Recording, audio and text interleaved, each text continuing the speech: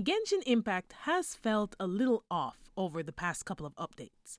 And between the unfair arguments across the internet deriding pretty much every aspect of the game, the ongoing voice actor strike, and the disappointing writing in the 5.3 Archon quest, some of us have begun to miss the good old days. I'm the Unlikely Genshin Gamer, and today I want to talk about how, despite the lack of the majority of voices in the story, the Lantern Rite event for this year did feel like the good old days, and gives me hope that as much as the game is aging and sometimes misses its step, the things that made us fall in love with it in the beginning still exist and can grow and improve if done the right way. A few weeks back, I decided to take a break from the game for a bit. It was a decision born of disappointment. Disappointment with the execution of the ending chapter of the Natlan Archon quest and Mawika's story quest, to be precise. In all honesty, I'm convinced that what we got was either the product of a different writer or it was not the final draft. After the beauty of the Fontaine ending, Masquerade of the Guilty, and the wonderfully executed 5.1 quest, A Rainbow Destined to Burn, I expected so much better from those two quests in 5.3. It's like the team during the live stream had an idea of what we were going to get in the update, and that's not what happened. They gave us hints about Gosoithoth's true power, about how the power of the Abyss Mimics is connected to how powerful the Abyss monster is. They talked about how Shiakoto, the Pyro Dragon, was one of the most powerful entities in the world, and Gosoithoth's being able to mimic him is this great big deal. Where was all that info in the quest, though? The part with the exposition from the big bad, that major cryptic lore drop that we get at the end of an Archon quest, was missing. The ending with Renova also felt unfinished. The Capitano paradox wasn't explained well enough to give it the gravity that that scene was supposed to have. Plus, where was the major lore that the livestream team promised us would be in Mawika's quest? Xbalanque was an unpleasant surprise to many. In terms of current Archon to past Archon meetings, it was pretty disappointing.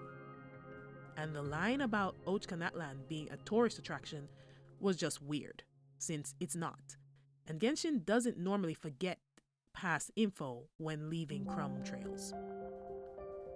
Xbalanque having nothing more to say about it despite being arguably the most important location in Natlan was also off. All we really learned in that quest was that Xbalanque is better at making deals than Renova is. Perhaps she should use a lesson from Rex Lapis on equivalent exchange. But I'm not mad. I understand sometimes things get messed up. If we piece the clues together like we love to do when analyzing lore in this beloved game, it begins to look as though something is going on in the corporate side of things. Little hints have been cropping up that suggest staff is either shifting or shrinking.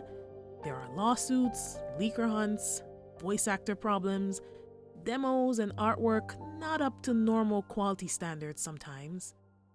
I even spoke to a number of other players who are not in the "you're supposed to hate Genshin" camp, and they still found the recent series of quests lacking sometimes. Something isn't quite right, but I'm confident they can come back from it and can reclaim the underlying magic of the game that made us love it. In the meantime, I can just pause if I don't feel like playing, unlike many others who have taken personal offense to the game and those who play it. I don't understand why frustration with the game always becomes ridicule, drama, name-calling, and the like to folks who aren't mad. No one who genuinely dislikes the game needs to play it or spend money on it, so there's no need to spread hate about it around and poison everyone else's experiences. Those of you out there who feel the need to ridicule the people who enjoy playing the game because of a few bad moments, or because you really don't like it anymore aren't fixing anything. Just move on and play something you like. The landscape of games to choose from is wide and extensive nowadays, so no one should be made to feel as though something is wrong with them for enjoying Genshin Impact, nor is it their sacred duty to make sure that Hoyoverse makes less money. It's a game. Play it as such. Treat it as such. As soon as it stops being fun, then stop playing. That goes for any game you want to play. Because of that philosophy, I went to catch up on some other games like Honkai Star Rail and Assassin's Creed. And then, when I felt like it, I came back. It's okay to get frustrated with the game. It's not okay to try to make sure everyone else is too.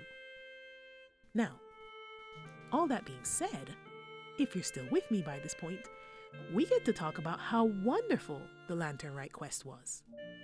It literally felt like coming back home to everything I loved about Genshin Impact. The only tragedy was the lack of voices for us English-speaking players.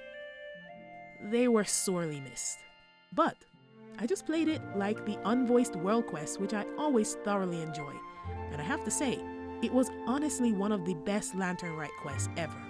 And other little details made it feel like the good old days of Genshin overall. I loved the deep story with the cryptic background or premise that unfolds like a puzzle, linking them back to long-forgotten past events and clues. I loved all the event games with the character or NPC who tells you a paragraph or two about what's going on in their life at the moment before you start the minigame. I know, very unpopular sentiment. Or all the characters with new expressions and emotes that enrich the story, and how there are characters from around the world scattered throughout the festival with some things to say if you stop by for a chat. I love how the story didn't shy away from heavy concepts of death and farewells and gave the traveler a real role in the story that showcased the bonds they've built with the people they've known for years now. The games have been fun and different, and therefore refreshing. And since I haven't been in Liyue for a while, the music and Lantern Rite decorations were extremely nostalgic.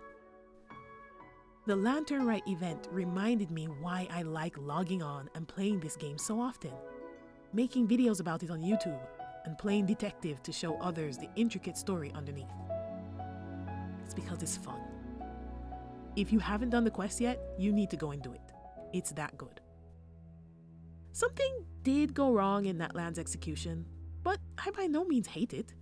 And I'm waiting with bated breath for the last piece of the intriguing world quest over there about the dragons and the volcano. In fact, I'd go as far as to say that Natlan Story isn't done yet. And anytime I need a break, no one is stopping me from taking it. That way, I'll never grow to hate it. As long as the game remains fun with a story to tell, I'll be back. To the creators at Hoyoverse, thanks for creating something this fun. If you don't forget how to keep the game fun while you change and evolve and weather the erosion of time, then it will still resonate the way it should. For those of you who are interested, theories have been stirring again, and I'm actually considering branching out into Honkai Star Rail lore too, starting with the situation going on over in Amphorius. If you think you may be interested in that, then like, share, and subscribe if you would be so kind. And I'll see you in the next one.